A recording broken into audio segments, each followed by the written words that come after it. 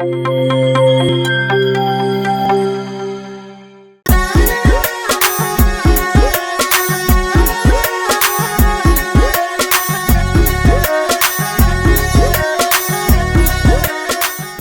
सिंह कैरों ने ते मैनू बुक्का जी लैके कह लगा किसी वक्त नूं ये बच्चा कविता लिखण दे विच तूफान बन के चमके।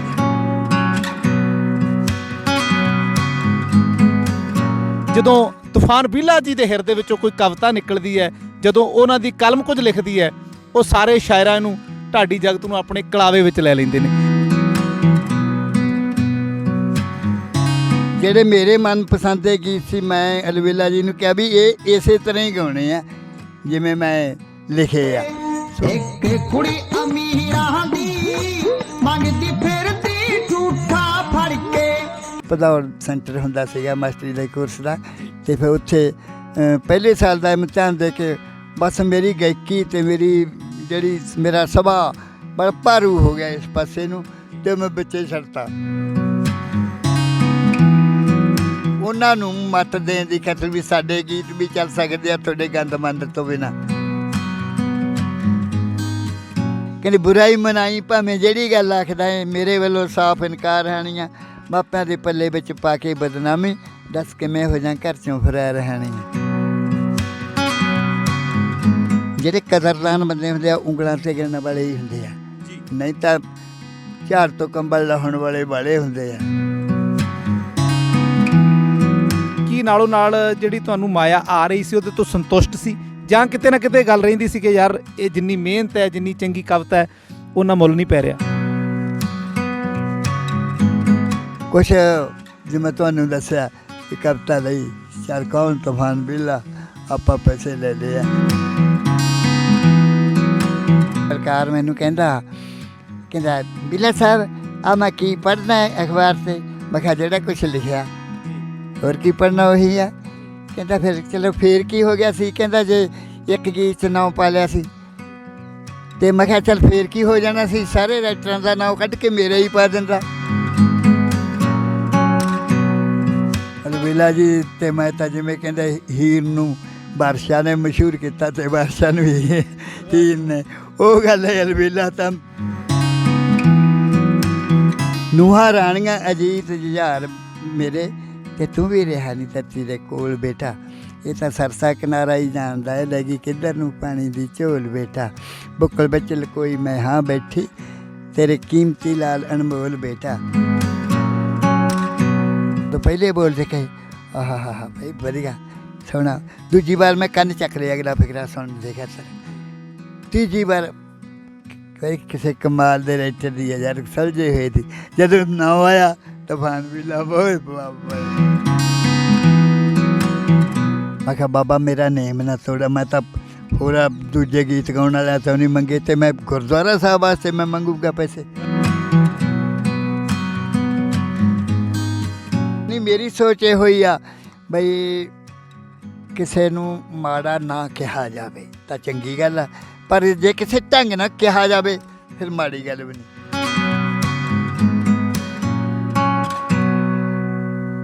ਪੰਜਾਬੀ ਵਿਰਾਸਤ USA ਦੇ ਦਰਸ਼ਕਾਂ ਦਾ ਬਹੁਤ-ਬਹੁਤ ਸਵਾਗਤ ਹੈ।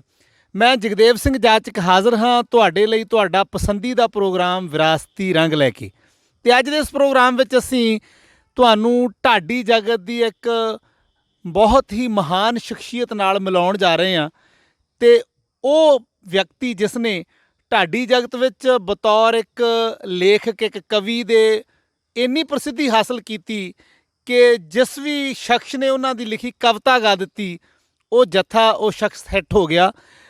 ਸੰਗਤਾਂ ਦੇ ਸਰੋਤਿਆਂ ਦੇ ਦਿਲਾਂ 'ਤੇ ਬੜੀ ਲੰਬੀ ਦੇਰ ਤੋਂ ਰਾਜ ਕਰ ਰਹੇ ਮੁਖਤਿਆਰ ਸਿੰਘ ਤੂਫਾਨ ਬੀਲਾ ਜੀ ਸਾਡੇ ਨਾਲ ਨੇ। ਬੀਲਾ ਜੀ ਬਹੁਤ-ਬਹੁਤ ਤੁਹਾਡਾ ਸਵਾਗਤ ਹੈ। ਵਾਹਿਗੁਰੂ ਜੀ ਕਾ ਖਾਲਸਾ, ਵਾਹਿਗੁਰੂ ਜੀ ਕੀ ਫਤਿਹ। ਮੇਰੇ ਪਿਆਰੇ ਦੋਸਤੋ, ਸਭ ਤੋਂ ਪਹਿਲਾਂ ਮੈਂ ਪੰਜਾਬੀ ਵਿਰਾਸਤ USA ਉਹਨਾਂ ਦਾ ਬਹੁਤ-ਬਹੁਤ ਧੰਨਵਾਦੀ ਹਾਂ, ਜੋ ਕਿ ਮੈਨੂੰ ਮਿਲਣ ਵਾਸਤੇ ਅਤੇ ਮੈਨੂੰ ਲੋਕਾਂ ਦੇ ਨਾਲ ਮਿਲਾਉਣ ਵਾਸਤੇ ਉਪਰਾਲਾ ਕਰਨ ਵਾਸਤੇ ਆਏ ਨੇ। ਬੁਲਾਓ ਫਤਿਹ। ਵਾਹਿਗੁਰੂ ਜੀ ਕਾ ਖਾਲਸਾ, ਵਾਹਿਗੁਰੂ ਜੀ ਕੀ ਫਤਿਹ। ਤੂਫਾਨ ਸਾਹਿਬ, ਜਦੋਂ ਗੱਲ ਚੱਲਦੀ ਹੈ ਢਾਡੀ ਜਗਤ ਵਿੱਚ ਕਵਿਤਾ ਦੀ, ਤੇ ਜਿਹੜੇ ਆਲੇ ਦਰਜੇ ਦੇ ਕਵੀ ਨੇ ਢਾਡੀ ਨੇ, ਉਹਨਾਂ ਵਿੱਚ ਸਰਮੌਰ ਜਿਹੜੇ ਨਾਂ ਨੇ ਤੇ ਉਹਨਾਂ ਵਿੱਚ ਤੁਹਾਡਾ ਜ਼ਿਕਰ ਹੁੰਦਾ ਹੈ, ਮੁਖਤਿਆਰ ਸਿੰਘ ਤੂਫਾਨ ਬੀਲਾ। ਤੇ ਲੋਕ ਆਮ ਹੀ ਕਹਿੰਦੇ ਨੇ ਤੂਫਾਨ ਬੀਲੇ ਦੀ ਕਵਿਤਾ ਬੜੀ ਕਮਾਲ ਦੀ ਹੈ। ਬਹੁਤ ਸਾਰੇ ਲੋਕ, ਬਹੁਤ ਸਾਰੇ ਸਰੋਤੇ, ਬਹੁਤ ਸਾਰੀ ਸੰਗਤ ਜਿਨ੍ਹਾਂ ਨੇ ਤੁਹਾਨੂੰ ਵੇਖਿਆ ਨਹੀਂ ਹੁੰਦਾ, ਹਾਲਾਂਕਿ ਤੁਸੀਂ ਖੁਦ ਢਾਡੀ ਹੋ, ਤੇ ਤੁਸੀਂ ਜਿਹੜੀ ਕਵਿਤਾ ਲਿਖਦੇ ਹੋ ਬੜੀ ਕਮਾਲ ਦੀ ਕਵਿਤਾ ਹੈ। ਤੇ ਇਹ ਕਵਿਤਾ ਤੁਸੀਂ ਲਿਖਣੀ ਸ਼ੁਰੂ ਕਦੋਂ ਕੀਤੀ? ਕਿੰਨੀ ਉਮਰ ਵਿੱਚ ਤੁਸੀਂ ਪਹਿਲੀ ਕਵਿਤਾ ਲਿਖੀ? ਬਾਕੀ ਜਿਹੜੀ ਕਵਿਤਾ ਲਿਖਣ ਦੀ ਗੱਲ ਆ ਨਾ, ਇਹ ਤਾਂ ਮੇਰੇ ਪਿਤਾ ਜੀ ਲਾਭ ਸਿੰਘ ਸੰਧੂ ਜੀ, ਉਹ ਇੱਕ ਕਵੀਸ਼ਰੀ ਲਾਈਨ ਦੇ ਵਿੱਚ ਸਨ। ਜਦੋਂ ਉਹ ਗਾਇਆ ਕਰਨ ਤੇ ਮੈਂ ਉਹਨਾਂ ਦੀ ਤੁਕਬੰਦੀ ਵੱਲ ਧਿਆਨ ਰੱਖਿਆ ਕਰਾਂ। ਮੈਂ ਟੁੱਟੇ ਫੁੱਟੇ ਸ਼ਬਦ ਜੋੜਨੇ ਸ਼ੁਰੂ ਕਰ ਦਿੱਤੇ। ਇਹ ਚੇਟਕ ਮੈਨੂੰ ਵਿਰਸੇ ਦੇ ਵਿੱਚ ਮਿਲੀ ਹੈ। ਤੇ ਪਹਿਲੀ ਕਵਿਤਾ ਜਿਹੜੀ ਮੈਂ ਲਿਖੀ 1959 ਦੇ ਵਿੱਚ, ਮੈਂ ਜਾਜਕ ਸਾਹਿਬ 5ਵੀਂ ਦਾ ਵਿਦਿਆਰਥੀ ਸੀ। ਅੱਜ ਤੋਂ 61 ਸਾਲ ਪਹਿਲਾਂ ਮੁਖਤਿਆਰ ਸਿੰਘ ਤੂਫਾਨ ਬੀਲਾ ਜੀ ਨੇ ਆਪਣੇ ਜੀਵਨ ਦੀ ਪਹਿਲੀ ਕਵਿਤਾ ਲਿਖੀ ਸੀ। ਉਹ ਕਵਿਤਾ ਸੀਗਾ ਸਵਾਗਤੀ ਗੀਤ। ਸਰਦਾਰ ਪ੍ਰਤਾਪ ਸਿੰਘ ਕੈਰੋਂ ਮੁੱਖ ਮੰਤਰੀ ਸਾਹਿਬ ਸਾਡੇ ਆਏ ਸਨ, ਅਤੇ ਉਸ ਵੇਲੇ ਮੈਂ ਕਹਿ ਬੈਠਾ ਕਿ ਮੈਂ ਮੁੱਖ ਮੰਤਰੀ ਸਰਦਾਰ ਪ੍ਰਤਾਪ ਸਿੰਘ ਕੈਰੋਂ ਦੇ ਸਵਾਗਤੀ ਗੀਤ ਪੇਸ਼ ਕਰ ਰਿਹਾ, ਜੋ ਮੈਂ ਆਪਣੀ ਕਲਮ ਦੇ ਨਾਲ ਆਪ ਲਿਖਿਆ। ਜਦੋਂ ਮੈਂ ਗਾਇਆ, ਵੈਸੇ ਅੱਜ ਦੀ ਕਵਿਤਾ ਦੇ ਮੁਕਾਬਲੇ 'ਚ ਤਾਂ ਨਹੀਂ ਸੀ, ਲੇਕਿਨ ਲੋਕਾਂ ਨੇ ਬੜਾ ਪਸੰਦ ਕੀਤਾ। ਅਤੇ ਪ੍ਰਤਾਪ ਸਿੰਘ ਕੈਰੋਂ ਨੇ ਤੇ ਮੈਨੂੰ ਬੁੱਕਾ ਜੀ ਲੈ ਕੇ ਕਹਿਣ ਲੱਗਾ, ਕਿਸੇ ਵਕਤ ਨੂੰ ਇਹ ਬੱਚਾ ਕਵਿਤਾ ਲਿਖਣ ਦੇ ਵਿੱਚ ਤੂਫਾਨ ਬਣ ਕੇ ਚਮਕੇਗਾ। ਉਸ ਦਿਨ ਤੋਂ ਹੀ ਜਾਣੀ ਕਿ ਉਹਨਾਂ ਨੇ ਮਤਲਬ ਕਿ ਮੈਨੂੰ ਇਹ ਤਖੱਲਸ ਦਿੱਤਾ। ਅਤੇ 1959 ਦੀ ਗੱਲ ਹੈ। 1959 ਵਿੱਚ ਤੂਫਾਨ ਬੀਲਾ ਜੀ ਨੇ ਆਪਣੇ ਜੀਵਨ ਦੀ ਪਹਿਲੀ ਕਵਿਤਾ ਪੰਜਾਬ ਦੇ ਮੁੱਖ ਮੰਤਰੀ ਪ੍ਰਤਾਪ ਸਿੰਘ ਕੈਰੋਂ ਦੇ ਸਵਾਗਤ ਵਿੱਚ ਉਹਨਾਂ ਦੀ ਆਪਣੇ ਸਕੂਲ ਵਿੱਚ ਆਮਦ 'ਤੇ ਗੀਤ ਲਿਖ ਕੇ, ਕਵਿਤਾ ਲਿਖ ਕੇ ਗਾਈ। ਅਤੇ ਫਿਰ ਵੇਖੋ ਕਿੱਡੀ ਕਮਾਲ ਦੀ ਗੱਲ ਹੈ। ਬਹੁਤ ਸਾਰੇ ਸ਼ਾਇਰ ਚੰਗੇ ਸ਼ਾਇਰ ਬਣ ਕੇ ਜਾਂ ਸ਼ਾਇਰੀ ਦੀ ਸ਼ੁਰੂਆਤ ਕਰਨ ਲੱਗੇ ਆਪ ਆਪਣੇ ਨਾਮ ਨਾਲ ਕੋਈ ਤਖੱਲਸ ਲਾਉਂਦੇ ਨੇ, ਪਰ ਜਿਹੜਾ ਤੂਫਾਨ ਬੀਲਾ ਜੀ ਨੂੰ ਤਖੱਲਸ ਦਿੱਤਾ ਇਹ ਉਸ ਵਕਤ ਪੰਜਾਬ ਦੇ ਮੁੱਖ ਮੰਤਰੀ ਪ੍ਰਤਾਪ ਸਿੰਘ ਕੈਰੋਂ ਜੀ ਨੇ ਦਿੱਤਾ। ਬਹੁਤ ਕਮਾਲ ਦੀ ਗੱਲ ਹੈ। ਜਿਹੜੇ ਸ਼ਬਦ ਉਹਨਾਂ ਨੇ ਆਖੇ, ਕੁਦਰਤ ਨੇ ਉਹਨਾਂ ਦੇ ਮੂੰਹ ਤੋਂ ਖਵਾਏ ਕਿ ਇਹ ਬੱਚਾ ਆਉਣ ਵਾਲੇ ਸਮੇਂ ਵਿੱਚ ਤੂਫਾਨ ਬਣ ਕੇ ਚਮਕੇਗਾ। ਸੱਚਮੁੱਚ ਅੱਜ ਤੂਫਾਨ ਬੀਲਾ ਜੀ, ਜਿਵੇਂ ਇੱਕ ਤੂਫਾਨ ਆਉਂਦਾ ਹੈ ਅਤੇ ਤੂਫਾਨ ਸਭ ਕਾਸੇ ਨੂੰ ਆਪਣੀ ਬੁੱਕਲ ਵਿੱਚ ਲੈ ਲੈਂਦਾ ਹੈ, ਜਦੋਂ ਤੂਫਾਨ ਬੀਲਾ ਜੀ ਦੇ ਹਿਰਦੇ ਵਿੱਚੋਂ ਕੋਈ ਕਵਿਤਾ ਨਿਕਲਦੀ ਹੈ, ਜਦੋਂ ਉਹਨਾਂ ਦੀ ਕਲਮ ਕੁਝ ਲਿਖਦੀ ਹੈ, ਉਹ ਸਾਰੇ ਸ਼ਾਇਰਾਂ ਨੂੰ, ਢਾਡੀ ਜਗਤ ਨੂੰ ਆਪਣੇ ਕਲਾਵੇ ਵਿੱਚ ਲੈ ਲੈਂਦੇ ਨੇ।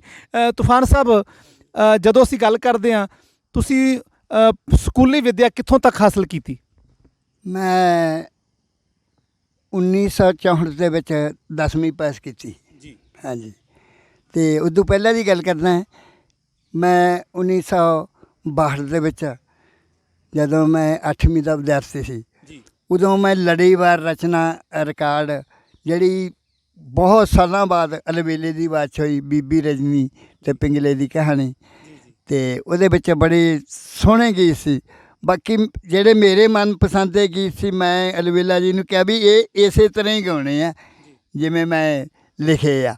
ਸੋ ਉਹ ਬਹੁਤ ਪ੍ਰਸਿੱਧ ਹੋਈ।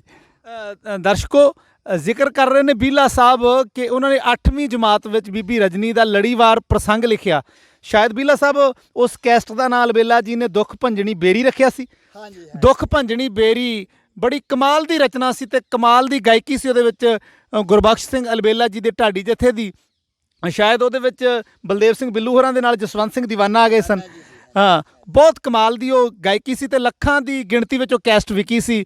ਉਹ ਕੈਸਟ ਦੇ ਜਿਹੜਾ ਪ੍ਰਸੰਗ ਸੀ, ਉਹ ਕਵਿਤਾਵਾਂ ਸੀ, ਉਹ ਬੀਲਾ ਜੀ ਨੇ 8ਵੀਂ ਜਮਾਤ ਵਿੱਚ ਪੜ੍ਹਦਿਆਂ ਲਿਖੀਆਂ। ਬੀਲਾ ਸਾਹਿਬ, ਤੁਹਾਡਾ ਜਨਮ ਕਿਹੜੇ ਸੰਨ ਦਾ, ਅਤੇ ਉਦੋਂ ਤੁਹਾਡੀ ਉਮਰ 8ਵੀਂ ਵਿੱਚ ਪੜ੍ਹਦਿਆਂ ਕਿੰਨੀ ਸੀ? ਵੈਸੇ ਮੇਰਾ ਸਕੂਲੀ ਸਰਟੀਫਿਕੇਟ ਮੁਤਾਬਕ ਤਾਂ ਮੇਰਾ ਲਿਖਾਇਆ ਜਨਮ ਮੇਰੇ ਮਾਪਿਆਂ ਨੇ ਜੀ 1948। ਵੈਸੇ ਮੈਂ 2 ਸਾਲ ਪਹਿਲਾਂ ਦਾ ਜਨਮ ਹੈ ਮੇਰਾ। ਜੀ 46 ਦਾ। ਹਾਂਜੀ ਹਾਂਜੀ। ਇਹਦਾ ਮਤਲਬ ਤੁਸੀਂ 64 ਵਿੱਚ ਤੁਸੀਂ 10ਵੀਂ ਪਾਸ ਕੀਤੀ ਤੇ 62 ਦੀ ਇਹ ਗੱਲ ਹੋਵੇਗੀ 8ਵੀਂ ਜਮਾਤ ਦੀ। ਤੇ 65 66 ਦੇ ਵਿੱਚ ਫਿਰ ਮੈਂ JVT ਬੇਸਿਕ ਟ੍ਰੇਨਿੰਗ ਦੇ ਵਿੱਚ ਭਦੌੜ ਸੈਂਟਰ ਹੁੰਦਾ ਸੀਗਾ ਮਾਸਟਰੀ ਦੇ ਕੋਰਸ ਦਾ। ਤੇ ਫਿਰ ਉੱਥੇ ਪਹਿਲੇ ਸਾਲ ਦਾ ਇਮਤਿਹਾਨ ਦੇ ਕੇ ਬਸ ਮੇਰੀ ਗਾਇਕੀ ਤੇ ਮੇਰੀ ਜਿਹੜੀ ਮੇਰਾ ਸੁਭਾਅ ਬੜਾ ਭਾਰੂ ਹੋ ਗਿਆ ਇਸ ਪਾਸੇ ਨੂੰ ਤੇ ਮੈਂ ਵਿੱਚੇ ਛੱਡਤਾ। ਜੀ ਜੀ। ਅੱਜ ਸ਼ਾਇਦ ਜੇ JBT ਤੁਸੀਂ ਕਰ ਲੈਂਦੇ ਤੇ ਸ਼ਾਇਦ ਕਿਸੇ ਸਕੂਲ ਵਿੱਚ ਉਹ ਟੀਚਰ ਰਿਟਾਇਰ ਹੋਏ ਹੁੰਦੇ, ਸ਼ਾਇਦ ਤੁਹਾਡੀ ਜਿਹੜੀ ਕਲਮ ਅੱਜ ਜੋ ਕੁਝ ਲਿਖਦੀ ਹੈ ਉਹ ਇੰਨਾ ਸਮਾਂ ਤੁਹਾਨੂੰ ਲਿਖਣ ਲਈ ਨਾ ਮਿਲਦਾ। ਪਰ ਬਿੱਲਾ ਸਾਹਿਬ ਦੇਖਿਆ ਜਾਏ ਤੇ ਜਦੋਂ ਇੱਕ ਕਵੀ ਜਾਂ ਕੋਈ ਵੀ ਸਾਹਿਤਕਾਰ, ਕੋਈ ਕਹਾਣੀਕਾਰ, ਕੋਈ ਨਾਵਲਕਾਰ ਕੁਝ ਲਿਖਦਾ ਹੈ ਤੇ ਉਹਨੂੰ ਬਹੁਤ ਕੁਝ ਪੜ੍ਹਨਾ ਵੀ ਪੈਂਦਾ। ਤੇ ਤੁਸੀਂ ਆਪਣੀ ਸਕੂਲੀ ਵਿੱਦਿਆ ਦੇ ਨਾਲ ਨਾਲ ਉਹ ਇਸ ਤੋਂ ਇਲਾਵਾ ਕਿਹੜਾ ਲਿਟਰੇਚਰ ਕੀ ਪੜ੍ਹਿਆ? ਜਿਵੇਂ ਜਿਵੇਂ ਮਤਲਬ ਕੰਪਨੀਆਂ ਨੇ ਕਹਿਣਾ ਨਾ ਵੀ ਤੂਫਾਨ ਬੀਲਾ ਜੀ ਦੀ ਰਚਨਾ ਲੈ ਆਓ, ਅਸੀਂ ਰਿਕਾਰਡ ਕਰ ਦਿੰਦੇ ਹਾਂ। ਪਰ ਇੰਨੀ ਵਾਹਿਗੁਰੂ ਦੀ ਕਿਰਪਾ ਨਾਲ ਮੈਨੂੰ ਸ਼ੋਹਰਤ ਪ੍ਰਾਪਤ ਹੋਈ ਤੇ ਉਹਨੇ ਦਿਨ ਮੇਰਾ ਰੇਟ ਵੀ ਬੜਾ ਨਰਮ ਜਿਹਾ ਹੀ ਹੁੰਦਾ ਸੀ, ਪਰ ਮੈਂ ਰਿਕਾਰਡ ਕਰਵਾਈ ਗਿਆ। ਸੋ ਮੈਨੂੰ ਹੁਣ ਕਹਿੰਦੇ ਹੁੰਦੇ ਆ ਮੇਰੇ ਮਿੱਤਰ ਵੀ ਯਾਰ ਬੜੇ ਸਸਤੇ ਰਿਕਾਰਡ ਹੁੰਦੇ ਰਹੇ। ਮੈਂ ਕਿਹਾ ਜੇ ਉਹਨੇ ਦਿਨ ਮੈਂ ਬਹੁਤਾ ਮਹਿੰਗਾ ਹੁੰਦਾ, ਹੋ ਸਕਦਾ ਮੇਰੀ ਇੰਨੀ ਰਚਨਾ ਰਿਕਾਰਡ ਨਾ ਹੁੰਦੀ। ਜੀ ਜੀ। ਤੇ ਮੈਂ ਸੌਣ ਦੇ ਬੱਦਲਾਂ ਵਾਂਗੂ ਛਾ ਗਿਆ ਉਹਨੇ ਦਿਨ। ਤੇ ਉਦੋਂ ਬਾਅਦ ਤਾਂ ਫਿਰ ਚੱਲ ਮਹਾਰਾਜ ਦੀ ਕਿਰਪਾ ਦੇ ਨਾਲ ਪੜ੍ਹਨਾ ਤਾਂ ਪੈਂਦਾ ਹੀ ਆ।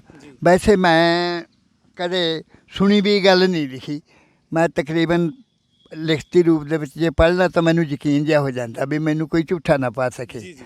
ਸੋ ਇਸ ਤਰ੍ਹਾਂ ਕਰਕੇ ਇਸ ਤੋਂ ਇਲਾਵਾ ਬਿੱਲਾ ਸਾਹਿਬ ਤੁਹਾਡੀ ਗੱਲ ਵਿੱਚ ਹੈ, ਜਦੋਂ ਪੜ੍ਹਨ ਦੀ ਗੱਲ ਆਉਂਦੀ ਹੈ ਕੀ ਤੁਸੀਂ ਧਾਰਮਿਕ ਲਿਖਿਆ ਜ਼ਿਆਦਾਤਰ? ਵੈਸੇ ਤੁਸੀਂ ਗੀਤ ਵੀ ਲਿਖੇ ਨੇ ਜਿਨ੍ਹਾਂ ਨੂੰ ਸੱਭਿਆਚਾਰ ਗੀਤ ਆਖਿਆ ਜਾਂਦਾ ਹੈ, ਉਹ ਤੁਹਾਡੇ ਬਹੁਤ ਸਾਰੇ ਕਲਾਕਾਰਾਂ ਨੇ ਗਾਏ ਵੀ ਨੇ। ਪਰ ਸ਼ੁਰੂਆਤ ਵਿੱਚ ਤੁਸੀਂ ਇਹ ਜਿਹੜੇ ਸੱਭਿਆਚਾਰ ਗੀਤ ਨੇ ਕਦੋਂ ਲਿਖਣੇ ਸ਼ੁਰੂ ਕੀਤੇ? ਇਹ ਕਦੋਂ ਦੀ ਗੱਲ ਹੈ? ਪਹਿਲਾ ਗੀਤ ਕਦੋਂ ਜਵਾਨੀ ਵਿੱਚ ਲਿਖਿਆ? ਪਹਿਲਾ ਗੀਤ ਤਾਂ ਮੈਂ ਚਲੋ ਹਾਂ ਜਵਾਨੀ ਵੇਲੇ ਹੀ ਚੱਲਿਆ ਪਹਿਲਾਂ, ਤੇ ਫਿਰ ਵੀ ਮੈਂ ਕੋਸ਼ਿਸ਼ ਕੀਤੀ ਆ ਮੈਂ ਦਾਇਰੇ 'ਚ ਹੀ ਰਹਾਂ। ਤੇ ਜਾਣੀ ਤੁਸੀਂ ਕੋਈ ਇਹੋ ਜਿਹਾ ਗੀਤ ਨਹੀਂ ਲਿਖਿਆ ਜਿਹੜਾ ਪਰਿਵਾਰ ਵਿੱਚ ਬੈਠ ਕੇ ਸੁਣਿਆ ਨਾ ਜਾ ਸਕੇ। ਜੀ। ਪਰ ਫਿਰ ਵੀ ਮਤਲਬ ਮੈਂ ਕਹਿ ਰਿਹਾ ਸਾਂ ਕਿ ਤੁਸੀਂ ਧਾਰਮਿਕ ਗਾਇਕੀ ਤੋਂ ਕਵਿਤਾ ਤੋਂ ਇਲਾਵਾ ਜਿਹੜੀ ਸੱਭਿਆਚਾਰ ਕਵਿਤਾ ਲਿਖੀ ਹੈ, ਫਿਰ ਉਹਦੇ ਲਈ ਕਈ ਵਾਰ ਤੁਸੀਂ ਸੱਭਿਆਚਾਰਕ ਰਚਨਾਵਾਂ ਪੜ੍ਹਦੇ ਹੋ, ਜਿਸ ਤਰ੍ਹਾਂ ਕਿੱਸਿਆਂ ਦੀ ਗੱਲ ਆਉਂਦੀ ਹੈ, ਵਾਰਸ ਦੀ ਹੀਰ ਜਾਂ ਹੋਰ ਕਿਸੇ, ਇਹਦੇ ਵਿੱਚੋਂ ਕੀ ਕੁਝ ਪੜ੍ਹਿਆ? ਅਸਲ ਵਿੱਚ ਮੈਂ ਕਿਸੇ ਤਾਂ ਬਹੁਤ ਪੜ੍ਹਦਾ ਰਿਹਾ ਪਹਿਲਾਂ ਤੋਂ ਹੀ, ਪਰ ਇੱਕ ਨੇ ਮੈਨੂੰ ਸਵਾਲ ਕਰਤਾ, ਕਹਿੰਦੇ ਵੀ ਤੁਸੀਂ ਇੰਨੀ ਧਾਰਮਿਕ ਰਚਨਾਵਾਂ ਲਿਖਦੇ ਸੀ ਤੇ ਫਿਰ ਤੁਹਾਡਾ ਇੱਧਰ ਨੂੰ ਝੁਕਾਅ ਕਿਵੇਂ ਹੋਇਆ? ਇਹ ਮੇਰੇ ਤੋਂ ਸਵਾਲ ਕੀਤਾ। ਮੈਂ ਕਿਹਾ ਵੀ ਮੈਂ ਨਾ ਤਾਂ ਬਹੁਤੀ ਸ਼ੋਹਰਤ ਚਾਹੁੰਦਾ ਸੀ, ਜਿੰਨੇ ਕਿ ਹੈਗੀ ਪੱਲੇ ਲਿਖਤ ਉਹਨਾਂ ਮੇਰਾ ਮਾਣ ਕਰੀ ਜਾਂਦੇ ਆ ਲੋਕ, ਤੇ ਨਾ ਮੈਨੂੰ ਬਹੁਤਾ ਪੈਸੇ ਦੀ। ਮੈਂ ਇਹ ਲਿਖਣਾ ਕਿਉਂ ਸ਼ੁਰੂ ਕੀਤਾ, ਜਦੋਂ ਮੈਂ ਘਟੀਆ ਲੇਖਕਾਂ ਦੀਆਂ ਰਚਨਾਵਾਂ ਸੁਣਨੀਆਂ ਤੇ ਮੇਰੇ ਮਨ ਨੂੰ ਬੜੀ ਬੇਚੈਨੀ ਜਿਹੀ ਲੱਗ ਜਾਣੀ ਵੀ ਕੀ ਲਿਖ ਰਹੇ ਆ। ਉਸ ਤੋਂ ਬਾਅਦ ਮੈਂ ਲਿਖਣਾ ਸ਼ੁਰੂ ਕੀਤਾ, ਉਹਨਾਂ ਨੂੰ ਮੱਤ ਦੇਣ ਦੀ ਖਾਤਰ ਵੀ ਸਾਡੇ ਗੀਤ ਵੀ ਚੱਲ ਸਕਦੇ ਆ ਤੁਹਾਡੇ ਗੰਦਮੰਦ ਤੋਂ ਬਿਨਾਂ। ਸੋ ਉੱਥੋਂ ਮੈਨੂੰ ਫਿਰ ਇਸ ਪਾਸੇ ਨੂੰ ਮੇਰਾ ਝੁਕਾਅ ਹੋਇਆ। ਮੈਂ ਗੀਤ ਇੱਕ ਵਾਰੀ ਲਿਖਿਆ ਸੀ, ਮੈਨੂੰ 2 ਬੋਲ ਕਹਿਣੇ ਵੀ ਪੈਣਗੇ। ਕੁੜੀ ਤੇ ਮੁੰਡੇ ਦੇ ਬਾਰੇ ਹੀ ਮੈਂ ਕਿਹਾ ਗੱਲਾਂ ਕਰੀ ਜਾਂਦੇ, ਮੈਂ ਕਿਹਾ ਮੈਂ ਵੀ ਕੁੜੀ ਤੇ ਮੁੰਡੇ ਬਾਰੇ ਹੀ ਲਿਖੂੰਗਾ ਤਾਂ। ਅਤੇ ਇੱਕ ਲੜਕਾ ਕਹਿੰਦਾ ਲੜਕੀ ਨੂੰ, ਕਹਿੰਦੇ ਵੀ ਆਪਾਂ ਭੱਜ ਚੱਲਦੇ ਹਾਂ ਇੱਥੋਂ। ਅਤੇ ਮੈਂ ਆਪਦੀ ਸੋਚ ਮੁਤਾਬਕ ਉਹ ਲੜਕੀ ਦਾ ਪੱਖ ਪੂਰਿਆ ਅਤੇ ਉਹਦੇ ਬੋਲ ਕਹੇ, ਕਹਿੰਦੇ ਬੁਰਾਈ ਮਨਾਈ ਭਾਵੇਂ ਜਿਹੜੀ ਗੱਲ ਆਖਦਾ ਹੈ, ਮੇਰੇ ਵੱਲੋਂ ਸਾਫ਼ ਇਨਕਾਰ ਹਾਣੀਆਂ, ਮਾਪਿਆਂ ਦੇ ਪੱਲੇ ਵਿੱਚ ਪਾ ਕੇ ਬਦਨਾਮੀ, ਦੱਸ ਕਿਵੇਂ ਹੋ ਜਾਂ ਘਰ 'ਚੋਂ ਫਰਾਰ ਹਾਣੀ ਆ। ਜੇ ਤੂਫਾਨ ਬੀਲਾ ਜੀ ਨੇ ਸੱਭਿਆਚਾਰਕ ਗੀਤ ਲਿਖੇ ਤਾਂ ਗੀਤ ਲਿਖਣ ਦਾ ਕਾਰਨ ਉਹ ਦੱਸ ਰਹੇ ਨੇ ਕਿ ਮੈਂ ਇਹ ਗੀਤ ਤਾਂ ਲਿਖੇ ਕਿਉਂਕਿ ਉਸ ਵੇਲੇ ਜਿਹੜੇ ਸੱਭਿਆਚਾਰਕ ਗੀਤਕਾਰ ਸਨ ਉਹਨਾਂ ਦੀ ਕਲਮ ਓਨੀ ਮਿਆਰੀ ਨਹੀਂ ਸੀ। ਉਹਨਾਂ ਨੇ ਸੱਭਿਆਚਾਰਕ ਗੀਤਾਂ ਨੂੰ ਉੱਚਾ ਚੁੱਕਣ ਲਈ ਉਹਨਾਂ ਦੇ ਜਿਹੜੇ ਬੋਲ ਸਨ, ਉਹਨਾਂ ਦੀ ਜਿਹੜੀ ਸੋਚ ਸੀ, ਜਿਹੜੇ ਥੀਮ ਸਨ, ਉਹਨਾਂ ਨੂੰ ਉੱਚਾ ਚੁੱਕਣ ਲਈ ਗੀਤ ਲਿਖੇ। ਅਤੇ ਤੂਫਾਨ ਬੀਲਾ ਜੀ ਦੀ ਜਿਹੜੀ ਗਾਇਕੀ ਹੈ, ਬਹੁਤ ਸਾਰੇ ਗਾਇਕਾਂ ਨੇ ਉਹਨਾਂ ਨੂੰ ਗਾਇਆ, ਉਹਨਾਂ ਦੀ ਗੀਤਕਾਰੀ ਨੂੰ, ਉਹਨਾਂ ਦੇ ਗੀਤਾਂ ਨੂੰ, ਉਹਨਾਂ ਦੀ ਕਵਿਤਾ ਨੂੰ। ਬੀਲਾ ਸਾਹਿਬ, ਆਪਾਂ ਗੱਲ ਕਰਦੇ ਹਾਂ, ਜੇ ਧਾਰਮਿਕ ਗਾਇਕੀ ਦੀ ਗੱਲ ਕਰੀਏ, ਕਈ ਵਾਰ ਇਉਂ ਵੀ ਹੁੰਦਾ ਹੈ ਕਿ ਕਈ ਬੰਦੇ ਧਾਰਮਿਕ ਲਿਖਦੇ ਨੇ, ਧਾਰਮਿਕ ਗਾਉਂਦੇ ਨੇ। ਬਹੁਤ ਸਾਰੇ ਲੋਕ ਧਾਰਮਿਕ ਸਟੇਜਾਂ 'ਤੇ ਉਹਨਾਂ ਮਾਣ ਸਨਮਾਨ ਨਹੀਂ ਮਿਲਦਾ ਜਾਂ ਗੁਜ਼ਾਰਾ ਨਹੀਂ ਹੁੰਦਾ, ਇਸ ਕਰਕੇ ਦੂਜੇ ਪਾਸੇ ਆ ਜਾਂਦੇ ਨੇ। ਅਤੇ ਤੁਸੀਂ ਜਿਹੜੇ ਤੁਹਾਨੂੰ ਢਾਡੀ ਜੱਥਿਆਂ ਨੇ, ਮਤਲਬ ਤੁਸੀਂ ਢਾਡੀ ਜੱਥਿਆਂ ਨੂੰ ਕਵਿਤਾ ਦਿੱਤੀ, ਉਹਨਾਂ ਨੇ ਰਿਕਾਰਡ ਕਰਾਈ, ਤੁਹਾਨੂੰ ਕਿੰਨਾ ਕੁ ਉਹਨਾਂ ਵੱਲੋਂ ਮਾਲੀ ਮਦਦ ਮਿਲਦੀ ਰਹੀ, ਕਿੰਨਾ ਕੁ ਤੁਹਾਡੀ ਗੀਤਕਾਰੀ ਦਾ ਮੁੱਲ ਪੈਂਦਾ ਸੀ? ਅਤੇ ਉਸ ਤੋਂ ਬਾਅਦ ਜਦੋਂ ਕਲਾਕਾਰਾਂ ਨੇ ਤੁਹਾਡੇ ਗੀਤ ਗਾਏ, ਅਤੇ ਕੀ ਉਹਨਾਂ ਨੇ ਢਾਡੀ ਜੱਥਿਆਂ ਨਾਲੋਂ ਜ਼ਿਆਦਾ ਤੁਹਾਨੂੰ ਮਾਇਆ ਦਿੱਤੀ? ਇਹਦੇ ਬਾਰੇ ਦੱਸੋ। ਅਸਲ ਵਿੱਚ ਗੱਲ ਤਾਂ ਇਹ ਹੈ, ਨਾ ਤਾਂ ਮੇਰੀ ਬਹੁਤੀ ਮਾਇਆ ਲੈਣ ਦੀ ਇੱਛਾ ਸੀ ਵੀ ਮੈਂ ਇਸ ਪਾਸੇ ਨੂੰ ਹੋ ਜਾ ਤਾਂ ਮੈਨੂੰ ਇੰਨੇ ਪੈਸੇ ਮਿਲਣਗੇ ਨਾ। ਮੈਂ ਸਿਰਫ ਉਸੇ ਸੋਚ ਨੂੰ ਲੈ ਕੇ ਤੁਰਿਆ ਸੀ ਵੀ ਜਿਹੜੇ ਘਟੀਆ ਮਤਲਬ ਕਿ ਰਾਈਟਰ ਨੇ ਉਹਨਾਂ ਨੂੰ ਕੁਛ ਮੱਤ ਆਵੇ, ਕਿਉਂਕਿ ਬਾਕੀ ਜਿਹੜਾ ਕੁਛ ਅਸੀਂ ਕਿਸੇ ਦੀ ਲੜਕੀ ਵਾਸਤੇ ਲਿਖ ਸਕਦੇ ਹਾਂ, ਅਸੀਂ ਕੀ ਆਪਦੀ ਮਾਂ ਨੂੰ ਜਾਂ ਭੈਣ ਨੂੰ ਇਹ ਸੁਣਾ ਸਕਦੇ ਹਾਂ? ਨਹੀਂ ਸੁਣਾ ਸਕਦੇ ਵੀ ਮੈਂ ਆਹ ਚੀਜ਼ ਲਿਖੀ ਆ। ਸੋ ਮੈਂ ਬਹੁਤ ਕੁਛ ਲਿਖਿਆ। ਅਤੇ ਉਦੋਂ ਬਾਅਦ ਦੀ ਮੈਂ ਗੱਲ ਕਰਨ ਲੱਗਾ ਜਿਹੜੀ ਗਾਇਕੀ ਦੀ, ਜਦੋਂ ਮੈਂ ਸਟੇਜਾਂ 'ਤੇ ਗਾਉਣਾ, ਜਿਹੜੇ ਕਦਰਦਾਨ ਬੰਦੇ ਹੁੰਦੇ ਆ ਉਂਗਲਾਂ 'ਤੇ ਗਿਣਨ ਵਾਲੇ ਹੀ ਹੁੰਦੇ ਆ, ਨਹੀਂ ਤਾਂ ਝਾੜ ਤੋਂ ਕੰਬਲ ਲਾਹੁਣ ਵਾਲੇ ਹੁੰਦੇ ਆ। ਸੋ ਮੈਂ ਲੜੀਵਾਰ ਪ੍ਰਸੰਗ ਮੇਰੇ ਚੱਲਦੇ ਗਏ ਅਤੇ ਉਹਨਾਂ ਦਾ ਵੀ ਮੈਂ ਜਿਹੜਾ ਹੈ ਰੇਟ ਬਹੁਤਾ ਨਹੀਂ ਚੱਕਿਆ ਜਿਸ ਤਰ੍ਹਾਂ ਪਹਿਲਾਂ ਰਿਹਾ। ਅਤੇ ਉਸ ਤੋਂ ਮਗਰੋਂ ਮੈਂ ਜਦੋਂ ਮਹਿੰਦਿਆਣਾ ਸਾਹਿਬ ਦਾ ਬਾਬਾ ਜੋਰਾ ਸਿੰਘ, ਕਦਰ ਕਰਨ ਵਾਲੇ ਵੀ ਬੜੇ ਹੁੰਦੇ ਆ। ਇੱਕ ਪਿੰਦਰਪਾਲ ਸਿੰਘ ਰਾਗੀ ਆ, ਮੀਰ ਆਲਮਾਂ ਦਾ ਮੁੰਡਾ, ਮੇਰੀ ਇੰਨੀ ਕਦਰ ਕਰਦਾ, ਜਾਣੀ ਕਿ ਆਪਦੇ ਬਿੱਤ ਅਨੁਸਾਰ ਉਹਨੇ ਕਰਨੀ ਆ। ਅਤੇ ਪੰਜਾਬ ਕੈਸਟ ਰਿਕਾਰਡ ਕੰਪਨੀ ਵਾਲਿਆਂ ਨੇ ਵੀ ਮੇਰੇ ਬੜੀ ਮੈਨੂੰ ਉੱਚਾ ਚੁੱਕਣ ਦੀ ਕੋਸ਼ਿਸ਼ ਕੀਤੀ ਹੈ, ਨਹੀਂ ਤਾਂ ਮੇਰਾ ਨਾਂ ਲੁਕਾਉਣ ਦੀ ਕੋਸ਼ਿਸ਼ ਕਰਦੇ ਹੁੰਦੇ ਸੀਗੇ। ਤੂਫਾਨ ਸਾਹਿਬ, ਜਿੱਦਾਂ ਗੱਲ ਆਪਾਂ ਕਰ ਰਹੇ ਸੀ ਕਿ ਢਾਡੀਆਂ ਨੇ ਜੇ ਤੁਹਾਡੇ ਪ੍ਰਸੰਗ ਗਾਏ, ਤੁਹਾਡੀ ਕਵਿਤਾ ਗਾਈ, ਅਤੇ ਤੁਹਾਨੂੰ ਮੂੰਹੋਂ ਮੰਗਿਆ ਉਹਨਾਂ ਨੇ ਨਾਵਾਂ ਦਿੱਤਾ, ਮਾਇਆ ਦਿੱਤੀ, ਜਾਂ ਤੁਹਾਡੀਆਂ ਮਤਲਬ ਜਿਹੜੀ ਇੱਛਾ ਸੀ ਉਹ ਅਧੂਰੀ ਰਹਿ ਗਈ? ਇਹ ਗੱਲ ਠੀਕ ਹੈ ਕਿ ਤੁਸੀਂ ਕਿਹਾ ਕਿ ਮੈਂ ਚਾਹੁੰਦਾ ਸੀ ਕਿ ਗੀਤਕਾਰੀ ਨੂੰ ਇੱਕ ਮਿਆਰੀ ਪੱਖ 'ਤੇ ਵੱਲੋਂ ਮੈਂ ਧਿਆਨ ਰੱਖ ਕੇ ਲਿਖਾਂ, ਅਤੇ ਪਰ ਫਿਰ ਵੀ ਜਿਹੜੀ ਹਰ ਇੱਕ ਬੰਦੇ ਨੂੰ ਗੁਜ਼ਰਾਨ ਲਈ ਪੈਸੇ ਦੀ ਲੋੜ ਹੈ, ਫਿਰ ਵੀ ਤੁਸੀਂ ਮਤਲਬ ਕੀ ਨਾਲੋਂ ਨਾਲ ਜਿਹੜੀ ਤੁਹਾਨੂੰ ਮਾਇਆ ਆ ਰਹੀ ਸੀ ਉਹਦੇ ਤੋਂ ਸੰਤੁਸ਼ਟ ਸੀ, ਜਾਂ ਕਿਤੇ ਨਾ ਕਿਤੇ ਗੱਲ ਰਹਿੰਦੀ ਸੀ ਕਿ ਯਾਰ ਇਹ ਜਿੰਨੀ ਮਿਹਨਤ ਹੈ, ਜਿੰਨੀ ਚੰਗੀ ਕਵਿਤਾ ਹੈ, ਉਹਨਾਂ ਮੁੱਲ ਨਹੀਂ ਪੈ ਰਿਹਾ?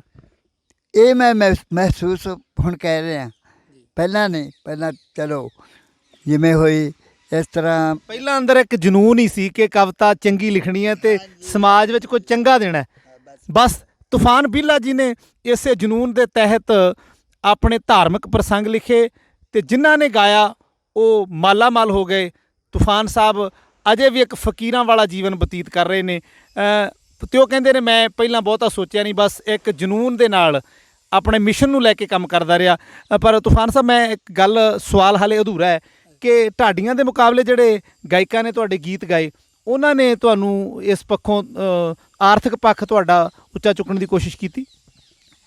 ਕੁਛ ਬੰਦੇ ਇਹੋ ਜਿਹੇ ਹੁੰਦੇ ਆ, ਮੇਰਾ ਮਾਨ ਸਨਮਾਨ ਮੈਨੂੰ ਘਰ ਬੈਠੇ ਨੂੰ ਦੇ ਜਾਂਦੇ ਸੀਗੇ। ਅਤੇ ਕੁਛ ਜਿਵੇਂ ਤੁਹਾਨੂੰ ਦੱਸਿਆ ਵੀ ਕਵਿਤਾ ਲਈ ਚੱਲ ਕੌਣ ਤੂਫਾਨ ਬੀਲਾ, ਆਪਾਂ ਪੈਸੇ ਲੈ ਲਏ ਆ, ਅਤੇ ਇਸ ਤਰ੍ਹਾਂ ਕਰਦੇ ਰਹੇ। ਮੈਂ ਗੱਲ ਕਰਨ ਲੱਗਿਆ ਸੀ ਬਾਬਾ ਜੋਰਾ ਸਿੰਘ ਨੇ ਜਦੋਂ ਸ਼ੇਰ ਲਿਖਵਾਏ ਨਾ ਬੁੱਤਾਂ ਥੱਲੇ, ਜਾਚਕ ਸਾਹਿਬ। ਇੱਕ ਮਿੰਟ, ਤੁਹਾਡੀ ਗੱਲ ਅਧੂਰੀ ਆ, ਆਪਾਂ ਬਾਬਾ ਜੋਰਾ ਸਿੰਘ ਜੀ ਵਾਲੀ ਗੱਲ ਨੂੰ ਅੱਗੇ ਤੋਰਾਂਗੇ, ਪਰ ਉਸ ਤੋਂ ਪਹਿਲਾਂ ਜਿਹੜੇ ਗੀਤ ਗਾਇਕ ਆਉਂਦੇ ਸੀ ਤੁਹਾਡੇ ਕੋਲ, ਕੀ ਉਹਨਾਂ ਨੇ ਤੁਹਾਨੂੰ ਜਿਹੜੀ ਮਾਇਆ ਦਿੱਤੀ ਉਹ ਤੁਸੀਂ ਮੰਗ ਕੇ ਲਈ ਜਾਂ ਆਪਣੇ ਆਪ ਦੇ ਜਾਂਦੇ ਰਹੇ?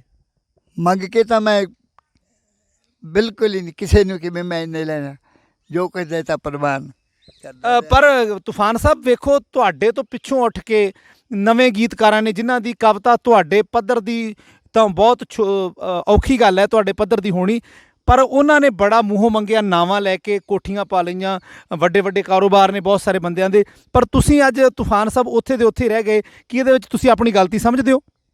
ਨਹੀਂ, ਮੈਂ ਚਲੋ ਅਜੇ ਵੀ ਵਾਹਿਗੁਰੂ ਦੀ ਕਿਰਪਾ ਨਾਲ ਮੇਰੇ ਬੱਚੇ ਵੀ ਬਾਹਰ ਬਾਹਰਲੇ ਮੁਲਕਾਂ ਦੀ ਸੈਰ ਕਰਕੇ ਆਏ ਆ। ਮੈਂ ਅਜੇ ਵੀ ਆਰਥਿਕ ਪੱਖੋਂ ਐ ਨਹੀਂ ਹੈ ਵੀ ਮੈਂ ਕਿਸੇ ਮੂਹਰੇ ਝੋਲੀ ਅੱਡਣ ਵਾਲਾ ਹੋਵਾਂ। ਮੈਂ ਖੁਸ਼ ਹਾਂ, ਵਾਹਿਗੁਰੂ ਦੀ ਕਿਰਪਾ ਹੈ। ਅਤੇ ਪਰ ਮੈਂ ਆਪਣਾ ਜਿਹੜਾ ਹੈ ਨਾ ਨੇਮ ਨਹੀਂ ਤੋੜਿਆ ਵੀ ਮੈਂ ਇੰਨੇ ਲੈਣੇ ਆ। ਤੂਫਾਨ ਸਾਹਿਬ, ਜਦੋਂ ਆਪਾਂ ਗੱਲ ਕਰਦੇ ਹਾਂ ਕਿ ਕਈ ਵਾਰ ਇਉਂ ਹੁੰਦਾ ਜਦੋਂ ਕਿਸੇ ਬੰਦੇ ਦੀ ਕਵਿਤਾ ਬਹੁਤ ਵਧੀਆ ਹੋਵੇ ਤੇ ਕਈ ਵਾਰ ਕਵਿਤਾ ਚੋਰੀ ਕਰਨ ਵਾਲੇ ਵੀ ਆ ਜਾਂਦੇ ਨੇ। ਤੁਸੀਂ ਸਰੋਤਿਓ ਬਹੁਤ ਸਾਰੇ ਇਹੋ ਜਿਹੇ ਚੋਰ ਸੁਣੇ ਹੋਣਗੇ ਜਿਹੜੇ ਪੈਸੇ ਚੋਰੀ ਕਰ ਲੈਂਦੇ ਨੇ, ਜਿਹੜੇ ਸੋਨਾ ਚਾਂਦੀ ਚੋਰੀ ਕਰ ਲੈਂਦੇ ਨੇ, ਪਰ ਦੁਨੀਆ ਤੇ ਇਹੋ ਜਿਹੇ ਚੋਰ ਵੀ ਨੇ ਜਿਹੜੇ ਕਵਿਤਾ ਵੀ ਚੋਰੀ ਕਰ ਲੈਂਦੇ ਨੇ। ਤੇ ਤੂਫਾਨ ਸਾਹਿਬ, ਕਦੇ ਤੁਹਾਡੇ ਨਾਲ ਇਸ ਤਰ੍ਹਾਂ ਹੋਇਆ ਕਿ ਤੁਹਾਡੀ ਕਿਸੇ ਨੇ ਕਵਿਤਾ ਚੋਰੀ ਕੀਤੀ ਹੋਵੇ, ਤੁਹਾਡੀ ਕਵਿਤਾ ਵਿੱਚ ਕਿਸੇ ਨੇ ਆਪਣਾ ਨਾਮ ਪਾ ਦਿੱਤਾ ਹੋਵੇ? ਮੈਂ ਇਸ ਬਾਰੇ ਗੱਲ ਕਰਨ ਲੱਗਾ ਵੀ ਮੈਂ ਬਲਕਾਰ ਸਿੱਧੂ ਨੂੰ 4 ਗੀਤ ਦਿੱਤੇ। ਚਾਰਾਂ ਗੀਤਾਂ ਦੀ ਪੇਮੈਂਟ ਮੈਨੂੰ 22,000 ਰੁਪਇਆ ਉਹ ਲੈ ਕੇ ਗਿਆ ਪਹਿਲਾਂ ਜੀ। ਅਤੇ ਜਦੋਂ ਉਹ ਬਾਅਦ ਵਿੱਚ ਰਿਕਾਰਡ ਹੋਏ ਮੈਂ ਸੁਣੇ ਅਤੇ ਤਿੰਨਾਂ 'ਚ ਮੇਰਾ ਨਾਂ ਜਾਣ ਜਾਣ ਕੇ ਇਹਨਾਂ ਦੇ ਵਿੱਚ ਮਗਰਲੇ ਫਿਕਰੇ ਕੱਟੇ ਵੇ। ਮੈਂ ਉਹਦਾ ਚੋਰ ਨਾ ਤਾਂ ਬਲਕਾਰ ਨੂੰ ਕਹਿ ਸਕਿਆ ਨਾ ਉਹਨੂੰ ਕਹਿ ਸਕਿਆ, ਪਰ ਦੋਨਾਂ ਦੀ ਗੱਲ ਦੋਹਾਂ ਦੀ ਆ। ਉਹ ਗੀਤ ਚੋਰੀ ਹੋਇਆ। ਮੈਂ ਫਿਰ ਬਲਕਾਰ ਨੂੰ ਕਿਹਾ, ਮੈਂ ਕਿਹਾ ਜਦੋਂ ਮੇਰੇ ਦੋਸਤਾਂ ਨੇ ਕਿਹਾ ਵੀ ਅਖਬਾਰ 'ਚ ਕਢਾਤੀ ਮੇਰੇ ਤਾਂ ਜੀ ਕਰਦਾ ਨਹੀਂ ਸੀ ਵੀ ਚੱਲ ਕਰਨ ਨੂੰ, ਚਲੋ ਕਢਾਈ ਵੀ। ਅਤੇ ਬਲਕਾਰ ਮੈਨੂੰ ਕਹਿੰਦਾ ਬਿੱਲਾ ਸਾਹਿਬ ਆ ਮੈਂ ਕੀ ਪੜ੍ਹਨਾ ਅਖਬਾਰ 'ਤੇ? ਮੈਂ ਕਿਹਾ ਜਿਹੜਾ ਕੁਛ ਲਿਖਿਆ, ਹੋਰ ਕੀ ਪੜ੍ਹਨਾ ਉਹੀ ਆ। ਕਹਿੰਦਾ ਫਿਰ ਚਲੋ ਫਿਰ ਕੀ ਹੋ ਗਿਆ ਸੀ? ਕਹਿੰਦਾ ਜੇ ਇੱਕ ਗੀਤ 'ਚ ਨਾਂ ਪਾ ਲਿਆ ਸੀ। ਅਤੇ ਮੈਂ ਕਿਹਾ ਚੱਲ ਫਿਰ ਕੀ ਹੋ ਜਾਣਾ ਸੀ, ਸਾਰੇ ਰਾਈਟਰਾਂ ਦਾ ਨਾਂ ਕੱਢ ਕੇ ਮੇਰਾ ਹੀ ਪਾ ਦਿੰਦਾ, ਫਿਰ ਕੀ ਹੋਣਾ? ਫਿਰ ਵੀ ਨਹੀਂ ਸੀ ਹੋਣਾ ਕੁਛ। ਪਰ ਮੈਂ ਕਿਹਾ ਵਧੀਆ ਨਹੀਂ, ਫਿਰ ਕੱਟਤਾ ਫੋਨ। ਇਸ ਤਰ੍ਹਾਂ ਕਰਕੇ ਜਾਣੀ ਮੈਨੂੰ ਪਤਾ ਵੀ ਇਹਨਾਂ ਦੋਹਾਂ ਨੇ। ਗੀਤਕਾਰ ਕਿਹੜਾ ਸੀ ਜਿਹਨੇ ਤੁਹਾਡਾ ਨਾਮ ਆਪਣਾ ਤੁਹਾਡੇ ਨਾਲ? ਅਮਰਦੀਪ ਗਿੱਲ ਬਾਈ ਦਾ ਪਤਾ ਨਹੀਂ, ਅਮਰਦੀਪ ਜੀ, ਹਾਂਜੀ, ਅਮਰਦੀਪ ਗਿੱਲ। ਉਹਨਾਂ ਨੇ ਆਪਣਾ ਨਾਮ ਤੁਹਾਡੇ ਨਾਮ ਦੀ ਥਾਂ ਪਾ ਦਿੱਤਾ। ਅਤੇ ਤੂਫਾਨ ਸਾਹਿਬ, ਉਸ ਤੋਂ ਬਾਅਦ ਵੀ ਕਦੇ ਅਜਿਹਾ ਹੋਇਆ? ਨਹੀਂ, ਹੋਰ ਨਹੀਂ ਬਹੁਤਾ ਜੀ। ਜੇ ਆਪਾਂ ਗੱਲ ਕਰਦੇ ਹਾਂ ਕਿ ਤੁਸੀਂ ਬਹੁਤ ਕੁਝ ਲਿਖਿਆ, ਅਤੇ ਕੀ ਤੁਸੀਂ ਆਪਣੀ ਕਵਿਤਾ ਨੂੰ ਆਪ ਵੀ ਗਾਉਣਾ? ਅੱਜ ਤੁਸੀਂ ਇੱਕ ਸਥਾਪਿਤ ਢਾਡੀ ਵੀ ਹੋ, ਤੁਹਾਡਾ ਆਪਣਾ ਜਥਾ ਹੈ, ਅਤੇ ਤੁਸੀਂ ਲਿਖਣ ਦੇ ਨਾਲ ਨਾਲ ਗਾਉਣਾ ਕਦੋਂ ਸ਼ੁਰੂ ਕੀਤਾ? ਪਹਿਲੀ ਕਵਿਤਾ ਵੀ ਵੈਸੇ ਤੁਸੀਂ ਦੱਸ ਚੁੱਕੇ ਹੋ ਕਿ ਮੈਂ ਆਪ ਪ੍ਰਤਾਪ ਸਿੰਘ ਕੈਰੋਂ ਜੀ ਦੀ ਆਮਦ 'ਤੇ ਗਾਈ। ਉਸ ਤੋਂ ਬਾਅਦ ਤੁਸੀਂ ਕਿੱਦਾਂ ਗਾਉਣਾ ਸ਼ੁਰੂ ਕੀਤਾ? ਅਤੇ ਸ਼ੁਰੂਆਤ ਕਿ ਸਾਨੂੰ ਇੱਕ ਬਲਬੀਰ ਵਿਲਾ ਜੀ ਹੋਏ ਨੇ, ਉਹਨਾਂ ਦੀ ਮੌਤ ਹੋ ਗਈ। ਉਹ ਮੇਰਾ ਪਹਿਲਾ ਸਾਥੀ ਰਿਹਾ ਅਤੇ ਉਹਨੂੰ ਵੀ ਲਿਖਣ ਦੀ ਚਿੱਠਕ ਮੈਂ ਹੀ ਲਈ ਸੀ। ਅਤੇ ਉਹ ਮੈਂ ਗੱਲ ਕਰਨ ਲੱਗਿਆ ਸੀ ਵੀ ਜਿਹੜੀ ਇਹ ਲਿਖਣ ਦੀ ਗੱਲ ਹੈ, ਮੈਂ ਲੜੀਵਾਰ ਲਿਖਦਾ ਗਿਆ ਅਤੇ ਬਲਬੀਰ ਵਿਲਾ ਵੀ ਮੇਰੇ ਨਾਲ ਹੁੰਦਾ ਸੀ। ਅਸੀਂ ਗਾਉਣਾ ਸ਼ੁਰੂ ਕੀਤਾ। ਸਾਡੇ ਤਕਰੀਬਨ ਛੋਟੀ ਉਮਰ ਦੇ ਵਿੱਚ 500 ਫਿਲਮੀ ਗੀਤ ਯਾਦ ਹੁੰਦਾ ਸੀ। 500 ਫਿਲਮੀ ਗੀਤ ਤੂਫਾਨ ਵਿਲਾ ਜੀ ਦੇ ਯਾਦ ਸੀ। ਹਾਂਜੀ, ਉਹ ਵੀ ਇਹੋ ਜਿਹੇ ਮਹਿੰਗੇ ਗੀਤ ਜਿਹੜੇ ਹੁਣ ਵਾਲੇ ਜਿੰਨੇ ਗਵਈਏ ਉਹਨਾਂ ਨੂੰ ਪੁੱਛ ਨੂੰ ਵੀ ਆਹ ਗੀਤ ਗਾ ਕੇ ਦਿਖਾਓ, ਗਾ ਨਹੀਂ ਸਕਣਗੇ। ਸਾਡੇ ਗਾਏ ਵੇ ਆ ਉਹ ਬੜੀਆਂ। ਤੂਫਾਨ ਜੀ, ਤੁਸੀਂ ਜ਼ਿਕਰ ਕੀਤਾ ਗਾਉਣ ਦਾ, ਤੁਸੀਂ ਗਾਇਕਾਂ ਨੂੰ ਚੈਲੰਜ ਕੀਤਾ ਕਿ ਗਾ ਨਹੀਂ ਸਕਦੇ, ਅਤੇ ਤੁਸੀਂ ਇਹੋ ਜਿਹੀ ਕਿਹੜੀ ਤੁਹਾਡੇ ਕੋਲ ਵਿੱਦਿਆ ਜਿਹਦੇ ਨਾਲ ਤੁਸੀਂ ਅੱਜ ਵੀ ਉਹ ਮਹਿੰਗੇ ਗੀਤ ਗਾ ਸਕਦੇ ਹੋ? ਤੁਸੀਂ ਸੰਗੀਤ ਕਿੱਥੋਂ ਸਿੱਖਿਆ? ਸੰਗੀਤ ਕੀ ਸਾਡੀ ਰੁਚੀ ਚੰਗਾ ਗੀਤ ਸੁਣਨ ਵੱਲ ਹੋ ਜਾਣੀ, ਫਿਰ ਉਹਨੂੰ ਅਸੀਂ ਦੇਖਣਾ ਵੀ ਇਹਨੂੰ ਅਸੀਂ ਵੀ ਗਾ ਕੇ ਦੇਖੀਏ। ਇੱਥੋਂ ਹੀ ਬਸ ਲਗਨ ਵੱਧ ਜਾਂਦੀ ਆ। ਜੇ ਕਿਸੇ ਦੀ ਚੋਰੀ ਕਰਨ ਦੀ ਲਗਨ ਲੱਗ ਜੇ ਤਾਂ ਉਹ ਚੋਰੀ ਕਰਨਾ ਗਾਹਾਂ ਦੀ ਗਾਹਾਂ ਜਾਂਦਾ। ਅਤੇ ਸਾਡੀ ਲਗਨ ਹੀ ਇਹੀ ਜਿਹੀ ਸੀ, ਚੰਗੇ ਗੀਤ ਗਾਉਣੇ, ਮਹਿੰਗੇ ਗੀਤ ਗਾਉਣੇ। ਤੁਸੀਂ ਫਿਰ ਬਕਾਇਦਾ ਸੰਗੀਤ ਕਿਸੇ ਉਸਤਾਦ ਕੋਲੋਂ ਸਿੱਖਿਆ ਵੀ ਜਾਂ ਨਹੀਂ? ਸੰਗੀਤ ਦੀ ਸੁਣ ਲਓ, ਬਿਕਰਮਜੀਤ ਸਿੰਘ ਬਿਲਾਸਪੁਰੀ ਹੁੰਦਾ ਸੀ, ਉਹ ਨਕਲੀਆਂ ਦੇ ਵਿੱਚ ਕੰਮ ਕਰਦਾ ਹੁੰਦਾ ਸੀ। ਅਤੇ ਮੈਂ ਜਦੋਂ ਪਹਿਲਾਂ ਗਾਉਣਾ ਨਾ, ਮੈਂ ਆਪਦੇ ਅਨੁਭਵ ਨਾਲ ਬਹੁਤ ਸੋਹਣਾ ਹਾਰਮੋਨੀਅਮ ਹੋਰ ਗਾ ਲੈਂਦਾ ਸੀ, ਪਰ ਮੈਂ ਆਪਣੇ ਆਪ 'ਚ ਘਾਟ ਮਹਿਸੂਸ ਕਰਨੀ। ਜੇ ਵੀ ਮੈਨੂੰ ਕੋਈ ਐਂ ਪੁੱਛ ਲੇ ਵੀ ਕਿੰਨੀਆਂ ਸੁਰਾਂ ਦਾ ਕਿਹੜਾ ਰਾਗ ਆ, ਫਿਰ ਕੀ ਜਵਾਬ ਦੇਣਾ? ਫਿਰ ਮੈਨੂੰ ਘਾਟ ਮਹਿਸੂਸ ਹੋਈ ਆ ਆਪਣੇ ਆਪ 'ਚ। ਮੈਂ ਬਿਕਰਮਜੀਤ ਬਿਲਾਸਪੁਰੀ ਨੂੰ ਫਿਰ ਮੈਂ ਉਸਤਾਦ ਮੰਨਿਆ। ਉਹ ਤੋਂ ਮੈਂ ਵਿੱਦਿਆ ਲੈ ਕੇ ਜਦੋਂ ਮੈਂ ਉਹਨੂੰ 2 ਕੁ ਮਹੀਨਿਆਂ ਨੂੰ ਮਿਲਿਆ, ਅਤੇ ਮੈਨੂੰ ਬੁੱਕ 'ਚ ਲੈ ਕੇ ਕਹਿੰਦਾ ਕਹਿੰਦਾ ਸ਼ੇਰ ਵਗਿਆ ਤੇਰੇ ਨਾਲ ਹੁਣ ਮੈਂ ਚਮਕੂੰਗਾ। ਜਦੋਂ ਉਦੋਂ ਵਧੀਆ ਪੇਸ਼ ਕਰਕੇ ਦਿਖਾਇਆ ਤੇ ਸੰਗੀਤ ਵਿਦਿਆ ਫਿਰ ਮੈਂ ਉੱਥੋਂ ਵਾਹਿਗੁਰੂ ਦੀ ਕਿਰਪਾ ਨਾਲ ਤੂਫਾਨ ਸਾਹਿਬ ਤੁਹਾਨੂੰ ਰਾਗਾਂ ਦੀ ਬਕਾਇਦਾ ਪਛਾਣ ਹੈ? ਜਾਣੀ ਵੈਸੇ ਜਿਹੜਾ ਹੈ ਇਨਸਾਨ ਹੈ ਪੂਰਾ ਤਾਂ ਹੋ ਨਹੀਂ ਸਕਦਾ, ਲੇਕਿਨ ਮੈਂ ਬਹੁਤ ਕੁਛ ਪੜ੍ਹਿਆ ਇਹਦੇ ਬਾਰੇ। ਫਲਾਨਾ ਰਾਗ ਮਾਲਕੰਸ ਇੰਨੇ ਸੁਰ ਦਾ ਹੁੰਦਾ ਹੈ, ਮਧੂਮਤੀ ਔਰ ਆਸਾ ਬਾਰੇ ਅਤੇ ਬੜੇ ਮੈਂ ਬਾਕੀ ਹੁਣ ਮਸ਼ਕ ਹੈ ਨਹੀਂ ਮੇਰੀ ਜੀ। ਗਿਆਨ ਮੈਨੂੰ ਅਜੇ ਮੈਂ ਦੱਸ ਦੂੰ ਇੱਥੋਂ ਸਰੰਗੀ ਮੇਰੇ ਬੇਟੇ ਨੂੰ ਰਾਜੀਵਨ ਸਿੰਘ ਦੀ ਬਾਂਹ ਨਹੀਂ ਫੜਦਾ ਕੋਈ ਹੁਣ ਜੀ, ਅਤੇ ਉਹਨੂੰ ਸਰੰਗੀ ਹਾਲਾਂਕਿ ਮੈਂ ਵਜਾਉਂਦਾ ਨਹੀਂ ਸੀ ਕਿ ਮੈਨੂੰ ਸੰਗੀਤ ਦਾ ਪਤਾ ਸੀ, ਉਹਨੂੰ ਸਰੰਗੀ ਬਾਰੇ ਉਹਨੂੰ ਮੈਂ ਦੱਸਿਆ।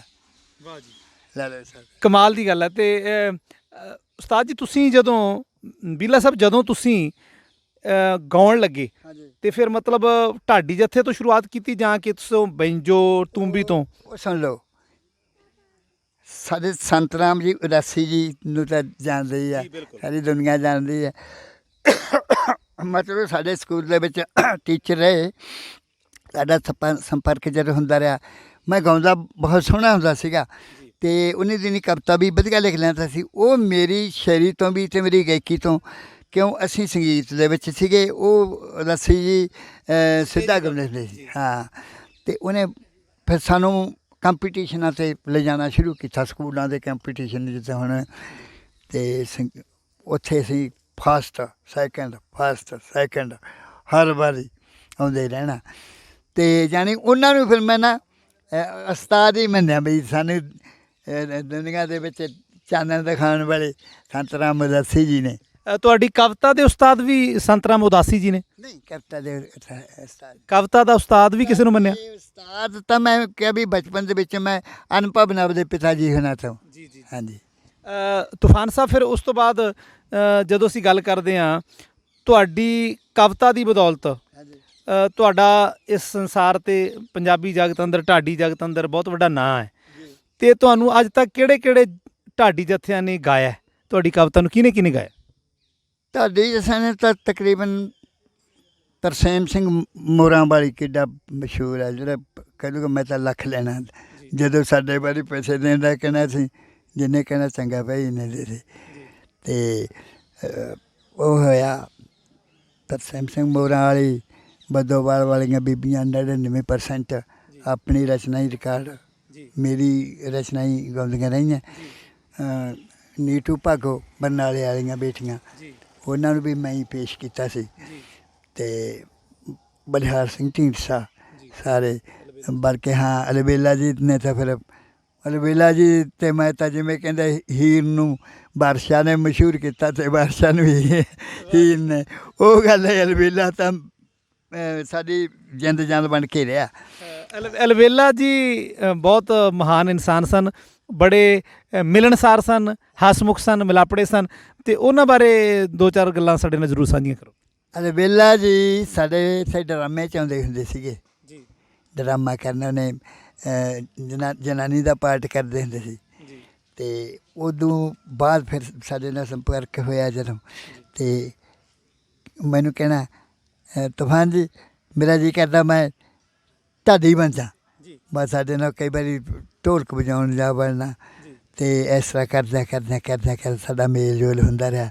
ਫਿਰ ਸਾਡੀਆਂ ਰਿਕਾਰਡਿੰਗਾਂ ਨਾਨਕ ਨੀਰ ਰਾਹੀਂ ਉਹਦੇ ਸੰਪਰਕ ਦੇ ਵਿੱਚ ਆਏ ਅਸੀਂ, ਅਤੇ ਫਿਰ ਸਾਡੀਆਂ ਆਪਸ ਵਿੱਚ ਹੀ ਇੰਨਾ ਪਿਆਰ ਹੋ ਗਿਆ। ਫਿਰ ਤਾਂ ਮੇਰੀ ਰਚਨਾ ਹੀ ਮਤਲਬ ਉਹਨੂੰ ਮਹਾਨ ਲੱਗਣੀ ਵੀ ਮੈਂ ਉਹਨਾਂ ਦੀ ਰਚਨਾ ਹੀ ਗਾਉਣੀ ਆ। ਹਾਂ, ਆਪ ਵੀ ਉਹਨਾਂ ਨੇ ਲਿਖਿਆ ਬਹੁਤ ਸੋਹਣਾ, ਅਤੇ ਪਰ ਲੇਕਿਨ ਮੇਰੀ ਕਵਿਤਾ ਦੇ ਨਾਲ ਕਾਫੀ ਉਹਨਾਂ ਨੂੰ ਕਵਿਤਾ ਚੰਗੀ ਲੱਗੀ। ਅਤੇ ਅਲਬੇਲਾ ਜੀ ਦੀ ਜਿਹੜੀ ਸਫਲਤਾ ਸੀ ਉਹਦੇ ਵਿੱਚ ਬੀਲਾ ਜੀ ਦਾ, ਤੂਫਾਨ ਜੀ ਦਾ ਕਿਤੇ ਨਾ ਕਿਤੇ ਹੱਥ ਜ਼ਰੂਰ ਹੈ। ਤੂਫਾਨ ਜੀ ਹੁਣ ਅਸੀਂ ਤੁਹਾਡੀ ਕਵਿਤਾ ਬਾਰੇ ਗੱਲ ਕਰਾਂਗੇ। ਜਦੋਂ ਤੁਸੀਂ ਕਵਿਤਾ ਲਿਖਦੇ ਹੋ, ਕਵਿਤਾ ਕਦੋਂ ਲਿਖਦੇ ਹੋ? ਕੀ ਕਵਿਤਾ ਦਾ ਕੋਈ ਖਾਸ ਲਿਖਣ ਦਾ ਟਾਈਮ ਵੀ ਹੈ ਤੁਹਾਡਾ, ਜਾਂ ਤੁਸੀਂ ਕਦੇ ਵੀ ਕਵਿਤਾ ਲਿਖ ਸਕਦੇ ਹੋ? ਸੁਣ ਲਓ ਗੱਲ, ਵੈਸੇ ਤਾਂ ਕਹਿੰਦੇ ਵੀ ਕਵੀ ਅਤੇ ਸਾਧੂ ਜਨ ਭਗਤੀ ਕਰਦੇ ਕਿ ਇਕਾਂਤ ਚਾਹੀਦਾ, ਪਰ ਮੇਰੇ 'ਤੇ ਕੋਈ ਨਹੀਂ। ਮੇਰੇ ਕੋਲ ਤਾਂ ਭਾਵੇਂ ਗੱਡੀਆਂ ਲੰਘਦੀਆਂ ਜਾਂ ਜਦੋਂ ਮੇਰਾ ਦਿਮਾਗ 'ਚ ਆ ਗਈ ਗੱਲ ਨੋਟ ਕਰ ਲੈਣੀ ਆ, ਘਰੇ ਜਾ ਕੇ ਲਿਖ ਦੇਣੀ ਆ। ਤੇ ਮੈਨੂੰ ਨਹੀਂ ਬਹੁਤਾ ਜਾਣੀ ਤੁਰੇ ਫਿਰਦੇ ਕਿਤੇ ਸਫ਼ਰ ਤੇ ਜਾਂਦੇ ਵੀ ਲਿਖ ਦਿੰਦੇ ਹੋ? ਕਦੇ ਕੋਈ ਅਜਿਹੀ ਘਟਨਾ ਵਾਪਰੀ ਹੋਵੇ ਕਿ ਤੁਸੀਂ ਕਿਤੋਂ ਤੁਰੇ ਜਾਂਦੇ ਨੇ ਕੋਈ ਦ੍ਰਿਸ਼ ਦੇਖਿਆ ਹੋਵੇ ਤੇ ਲਿਖਿਆ ਹੋਵੇ? ਸੁਣੋ ਨਾ, ਮੇਰੇ ਯਾਦ ਆ ਗਈ। ਅਸੀਂ ਜਾ ਰਹੇ ਸੀਗੇ, ਹਾੜੀ ਵੱਢਣ ਲੱਗੇ ਵੇ ਸੀ ਲੋਕ, ਤੇ ਇੱਕ ਮਜ਼ਦੂਰ ਲੜਕੀ ਉੱਠ ਕੇ ਮੁੜਕਾ ਪੂੰਝਣ ਲੱਗੀ। ਜਿੱਥੋਂ ਉਹਨੇ ਐ ਮੁੜਕਾ ਪੂੰਝਾ ਤੇ ਉੱਥੋਂ ਗੋਰਾ ਗੋਰਾ ਰੰਗ ਦਾ ਦੂਜੀ ਮੈਲਾ, ਤੇ ਉਹ ਮੈਂ ਮਹਿਸੂਸ ਕੀਤਾ। ਝਰੀਟ ਮਾਰ ਲਈ ਕਾਗਜ਼ 'ਤੇ, ਘਰੇ ਜਾ ਕੇ ਲਿਖਿਆ, ਤੂੰ ਤੂੜ 'ਚ ਰੋਲਿਆ ਫੁੱਲ ਕੁੜੇ, ਤੇਰੇ ਜੋ ਬੰਦਾ ਨਹੀਂ ਮੁੱਲ ਕੁੜੇ, ਤੂੰ ਜਿਹੜੀ ਥਾਂ ਦਾ ਮਣਕਾ ਸੀ ਤੈਨੂੰ ਉਸੇ ਜਗ੍ਹਾ ਪਰੋਣਾ ਸੀ, ਤੈਨੂੰ ਦਿੱਤਾ ਰੋਲ ਗਰੀਬੀ ਨੇ, ਮਹਿਲਾਂ ਦੀ ਮਲਕਾ ਹੋਣਾ ਸੀ। ਬਹੁਤ ਕਮਾਲ। ਹਾਂਜੀ, ਉਹ ਲਿਖਿਆ ਜਾਂਦਾ ਅਨੁਭਵ ਜਿਹੜਾ ਹੈ ਨਾ ਮੇਰਾ ਇੰਨਾ ਵਧੀਆ, ਜਿਹੜੀ ਚੀਜ਼ ਮੈਂ ਦੇਖ ਲਈ ਤਾਂ ਉਹਦੇ 'ਤੇ ਹਿੰਟ ਮਾਰ ਲੈਣਾ ਅਤੇ ਘਰੇ ਜਾ ਕੇ ਉਹਨੂੰ ਮੁਕੰਮਲ ਕਰ ਲੈਣਾ। ਮੂੰਹ ਕੋਈ ਮੈਨੂੰ ਵਿਸ਼ੇਸ਼ ਜਗ੍ਹਾ ਦੀ ਲੋੜ ਨਹੀਂ ਨਾ। ਤੇ ਤੂਫਾਨ ਜੀ, ਜਦ ਤੁਸੀਂ ਕਵਿਤਾ ਲਿਖਦੇ ਹੋ, ਮੰਨ ਲਓ ਕੋਈ ਪ੍ਰਸੰਗ ਲਿਖਣਾ ਹੈ, ਤੇ ਤੁਸੀਂ ਸਭ ਤੋਂ ਪਹਿਲਾਂ ਪੜ੍ਹਦੇ ਹੋ, ਉਹਦੇ ਬਾਰੇ ਕਿੱਦਾਂ ਸੋਚਦੇ ਹੋ? ਕੀ ਤੁਸੀਂ ਸੋਚਦੇ ਹੋ ਕਿ ਕਵਿਤਾ ਕਿੱਦਾਂ ਲਿਖੀ ਜਾਣੀ ਹੈ? ਤੁਹਾਡੀ ਗੱਲ ਮੈਂ ਵੈਸੇ ਮੈਂ ਨਾ ਉਹ ਸਾਰੇ ਸੀਨ ਨੂੰ ਪਹਿਲਾਂ ਆਪਦੀਆਂ ਅੱਖਾਂ ਦੇ ਸਾਹਮਣੇ ਲਿਆਉਣਾ ਵੀ ਐਂ ਹੋਇਆ ਹੋਊ, ਫਿਰ ਐ ਹੋਇਆ ਹੋਊ, ਇਸ ਤਰ੍ਹਾਂ ਹੋਈ ਹੋਊ। ਅਤੇ ਮੇਰੇ ਇੱਕ ਵਾਰੀ ਮੈਂ ਤੁਹਾਨੂੰ ਸ਼ੇਰ ਸੁਣਾਉਣਾ ਹੈ। ਅਤੇ ਮਾਤਾ ਗੁਜਰੀ ਜੀ ਜਦੋਂ ਸਰਸਾ ਤੋਂ ਪਾਸੇ ਕਿਨਾਰੇ 'ਤੇ ਬੈਠੇ ਜਾ ਕੇ, ਤਾਂ ਇੱਕ ਝੌਂਪੜੀ ਦੇ ਵਿੱਚ ਬੈਠੇ, ਅਤੇ ਜ਼ੋਰਾਵਰ ਨੂੰ ਇੱਕ ਪਾਸੇ ਇੱਕ ਪਾਸੇ ਫਤਿਹ ਸਿੰਘ ਨੂੰ ਇੱਧਰੋਂ ਬੋਲਾ ਠੰਡੀ ਹਵਾ ਦਾ ਆਉਂਦਾ, ਤਾਂ ਦੂਜੇ ਬੱਚੇ ਨੂੰ ਇੱਧਰ, ਦੋਹਾਂ ਨੂੰ ਫਿਰ ਐ ਉੱਠ ਕੇ। ਅਤੇ ਗੁਰੂ ਗੋਬਿੰਦ ਸਿੰਘ ਜੀ ਦਾ ਬਚਪਨ ਯਾਦ ਆ ਗਿਆ ਇਹਨਾਂ ਦੇ, ਜਦੋਂ ਇਸ ਉਮਰ ਦੇ ਸੀ। ਉੱਥੋਂ ਅੱਖਾਂ ਬੰਦ ਕੀਤੀਆਂ ਅਤੇ ਮੇਰੇ ਸਾਹਮਣੇ ਵੀ ਸਾਰਾ ਸੀਨ ਆ ਗਿਆ। ਫਿਰ ਮਾਤਾ ਜੀ ਕੀ ਕਹਿੰਦੇ, ਕਹਿੰਦੇ ਘਰ ਉਜੜਿਆ ਰਹੀ ਨਾ ਸ਼ੱਕ, ਬਾਕੀ ਪੂਰੇ ਹੋ ਗਏ ਤੇਰੇ ਜੋ ਬੋਲ ਬੇਟਾ।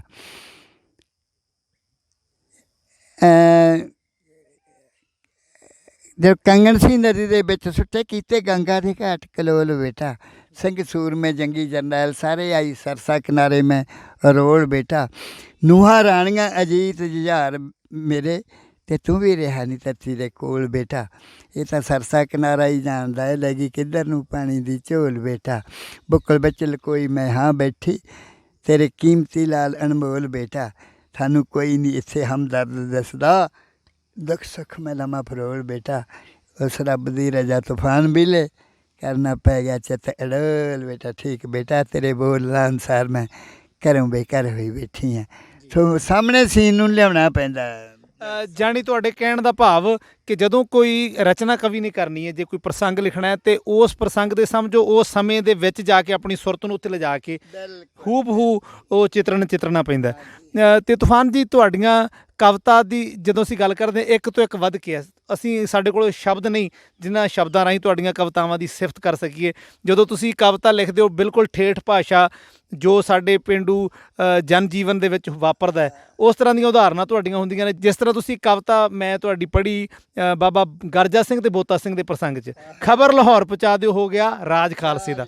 ਉਹਦੇ ਵਿੱਚ ਤੁਸੀਂ ਬੜੀ ਕਮਾਲ ਦੀ ਇੱਕ ਉਦਾਹਰਨ ਦਿੱਤੀ, ਗੇਂਦ ਰਬੜ ਦੀ ਦੂਣੀ ਬੁੜ ਕੇ ਕੋਈ ਦਬਾਵੇ ਜੇ, ਬੁੱਝ ਜਾਂਦੀ ਹੈ ਅੱਗ ਉਬਾਲਾ ਪਾਣੀ ਖਾਵੇ ਜੇ, ਨਹੀਂ ਦਬਾਇਆ ਦਬਦਾ ਕਦੇ ਆਵਾਜ਼ ਖਾਲਸੇ ਦਾ, ਖਬਰ ਲਾਹੌਰ ਪਹੁੰਚਾ ਦਿਓ ਹੋ ਗਿਆ ਰਾਜ ਖਾਲਸੇ ਦਾ। ਕੋਈ ਹੋਰ ਕਵਿਤਾ ਜਿਹੜੀ ਤੁਹਾਡੇ ਦਿਲ ਦੇ ਬਹੁਤ ਨੇੜੇ ਹੋਵੇ? ਵੈਸੇ ਤੁਸੀਂ ਬੜਾ ਕੁਝ ਲਿਖਿਆ, ਕਵਿਤਾ ਦੀ ਗਿਣਤੀ ਤੁਹਾਡੀ ਕਿੰਨੀ ਕੁ ਹੈ ਅਤੇ ਕਿਹੜੀ ਕਵਿਤਾ ਤੁਹਾਡੇ ਦਿਲ ਦੇ ਨੇੜੇ? ਕਵਿਤਾ ਦੀ ਗਿਣਤੀ ਦੀ ਸੁਣ ਲਓ ਵੀ ਮੇਰੇ ਤਾਂ ਕਈ ਵਾਰੀ ਆਪ ਨੂੰ ਨਹੀਂ ਯਾਦ ਰਹਿੰਦਾ ਵੀ ਕਿੰਨੀਆਂ ਕੁ ਠੀਕਰੀ ਵਾਲ ਦਬਾਨ 'ਤੇ ਮੈਂ ਗਿਆ ਵਾ।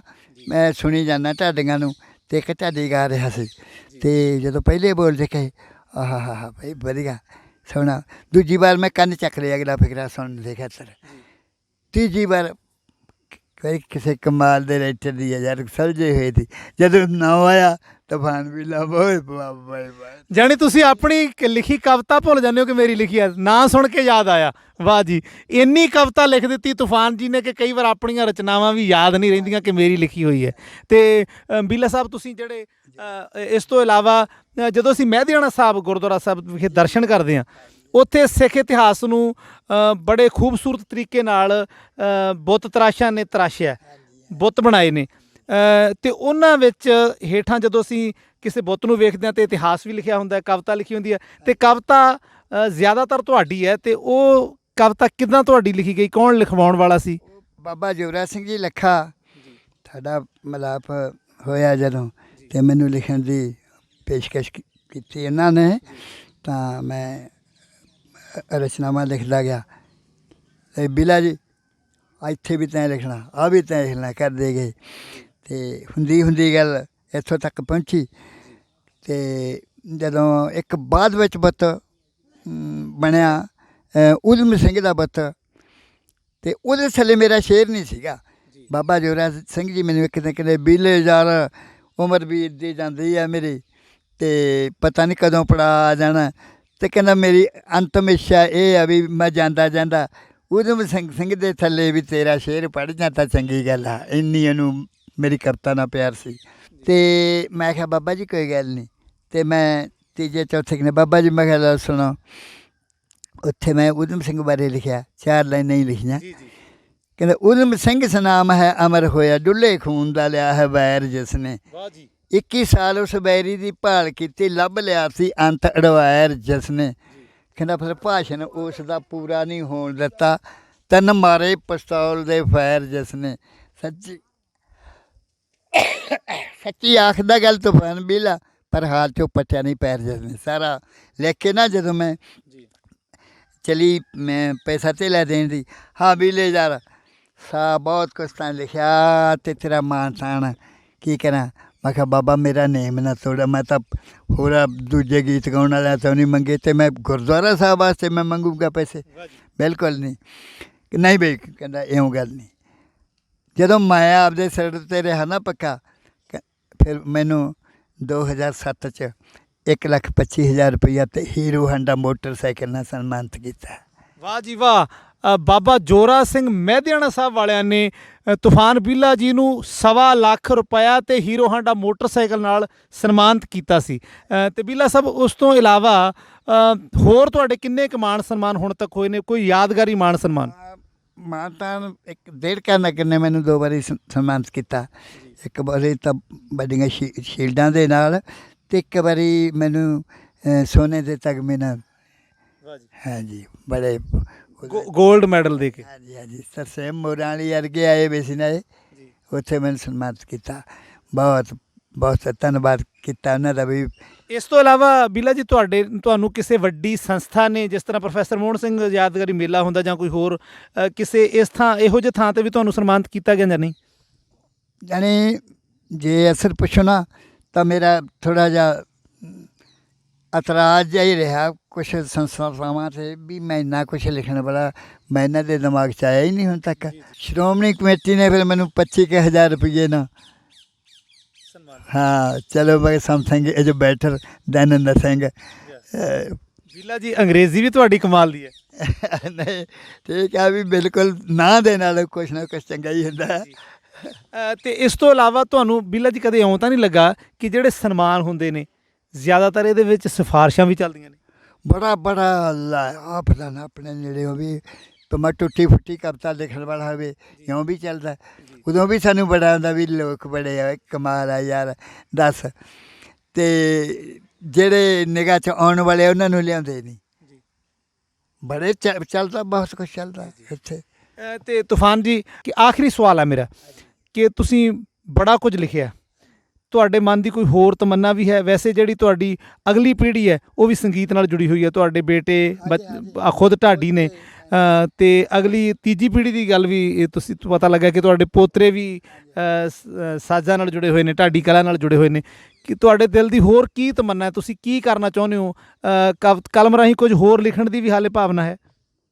ਬਸ ਸਮੇਂ ਮੁਤਾਬਕ ਲਿਖੀ ਦਾ, ਪਰ ਕੋਸ਼ਿਸ਼ ਇਹੀ ਹੁੰਦੀ ਆ ਬਈ ਸਮੇਂ ਨੂੰ ਚਿੱਤਰਿਆ ਜਾਵੇ ਤਾਂ ਚੰਗੀ ਗੱਲ ਹੁੰਦੀ ਹੈ। ਅਤੇ ਆ ਹੁਣ ਕੱਲ੍ਹ ਪਰਸੋਂ ਦੀ ਗੱਲ ਹੈ, ਅਤੇ ਮੈਨੂੰ ਬੁਲਾਇਆ ਸੀਗਾ, ਉਹਨਾਂ ਨੇ ਵੀ ਸਨਮਾਨ ਕੀਤਾ ਮੈਨੂੰ। ਜਗਸ਼ਰਨ ਸਿੰਘ ਸ਼ੀਨਾ ਹੈਬੋਵਾਲ ਦੇ ਨੇ ਮੈਨੂੰ ਇੱਥੇ ਮਿਲਣ ਵਾਸਤੇ ਆਏ। ਕਹਿੰਦੇ ਵੀ ਆ ਬੀਲਾ ਜੀ ਦਾ ਪਿੰਡ ਹੈ, ਸਾਡੇ ਸੱਥ 'ਚ ਕਹਿੰਦੇ ਵੀ ਤੂਫਾਨ ਜੀ ਦਾ ਘਰ ਕਿੱਡੀ ਕਿਤੇ, ਕਹਿੰਦਾ ਹੁਣੇ ਗਏ ਨੇ ਇੱਥੇ ਸੱਥ 'ਚ ਉੱਧਰ ਨੂੰ। ਮੈਨੂੰ ਘਰੇ ਮਿਲ ਕੇ ਗਏ। ਫਿਰ ਉਹਨਾਂ ਨੇ ਮੈਨੂੰ ਸਮਾਗਮ 'ਤੇ ਸੱਦ ਕੇ ਸਨਮਾਨ ਕੀਤਾ। ਜੀ ਜੀ ਵਧੀਆ। ਅਤੇ ਇਹੋ ਜਿਹੇ ਲੋਕ ਹੈਗੇ ਸਨਮਾਨ ਕਰਨ ਵਾਲੇ, ਕੁਛ ਗਿਣਤੀ ਦੇ ਹੁੰਦੇ ਆ, ਬਾਕੀ ਤਾਂ ਤੁਹਾਨੂੰ ਪਤਾ ਜਾਜਕ ਸਾਹਿਬ ਆ। ਤੁਹਾਡੀ ਕੋਈ ਹੋਰ ਸਦਰ ਜਿਹੜੀ ਹਾਲੇ ਤੱਕ ਅਧੂਰੀ ਹੋਵੇ, ਜੇ ਕੁਝ ਤੁਸੀਂ ਲਿਖਣਾ ਚਾਹੁੰਦੇ ਹੋਏ ਲਿਖ ਨਹੀਂ ਸਕੇ ਤੇ ਉਹ ਚਾਹੁੰਦੇ ਹੋ ਕਿ ਮੈਂ ਜਿਉਂਦਾ ਜਿਉਂਦਾ ਕੁਝ ਹੋਰ ਲਿਖ ਜਾਵਾਂ, ਕੋਈ ਇਹੋ ਜਿਹੀ ਸਦਰ? ਇੱਛਾ ਤਾਂ ਜਾਣੀ ਬੰਦੇ ਦੀ ਪੂਰੀ ਹੋ ਵੀ ਨਹੀਂ ਸਕਦੀ ਸਾਰੀ ਇੱਛਾ, ਅਤੇ ਲਿਖਣ ਨੂੰ ਤਾਂ ਬਸ ਐਂ ਆ ਵੀ ਸਮੇਂ ਦੀਆਂ ਕੁਰੀਤੀਆਂ ਨੂੰ ਜੇ ਦੱਸਿਆ ਜਾਵੇ ਤਾਂ ਕੁਛ ਲੋਕਾਂ ਨੂੰ ਪਤਾ ਲੱਗੇ ਵੀ ਆਹ ਗਲਤ ਹੋ ਰਿਹਾ, ਆਹ ਠੀਕ ਹੋ ਰਿਹਾ, ਅਤੇ ਚੰਗੀ ਗੱਲ ਆ। ਜਾਣੀ ਮੇਰੀ ਸੋਚ ਇਹ ਹੋਈ ਆ ਬਈ ਕਿਸੇ ਨੂੰ ਮਾੜਾ ਨਾ ਕਿਹਾ ਜਾਵੇ ਤਾਂ ਚੰਗੀ ਗੱਲ ਆ, ਪਰ ਜੇ ਕਿਸੇ ਢੰਗ ਨਾਲ ਕਿਹਾ ਜਾਵੇ ਫਿਰ ਮਾੜੀ ਗੱਲ ਵੀ ਨਹੀਂ। ਜੀ, ਤੂਫਾਨ ਸਾਹਿਬ ਤੁਹਾਡਾ ਬਹੁਤ ਬਹੁਤ ਧੰਨਵਾਦ। ਇਹ ਸਨ ਢਾਡੀ ਜਗਤ ਦੀ ਪੰਜਾਬੀ ਸੱਭਿਆਚਾਰ ਦੀ ਇੱਕ ਮਹਾਨ ਸ਼ਖਸੀਅਤ, ਜਿਨ੍ਹਾਂ ਨੇ ਆਪਣੀ ਕਲਮ ਨਾਲ ਬਹੁਤ ਆਲਾ ਦਰਜੇ ਦੀਆਂ ਧਾਰਮਿਕ ਕਵਿਤਾਵਾਂ, ਪ੍ਰਸੰਗ ਅਤੇ ਸੱਭਿਆਚਾਰਕ ਗੀਤ ਲਿਖੇ ਨੇ।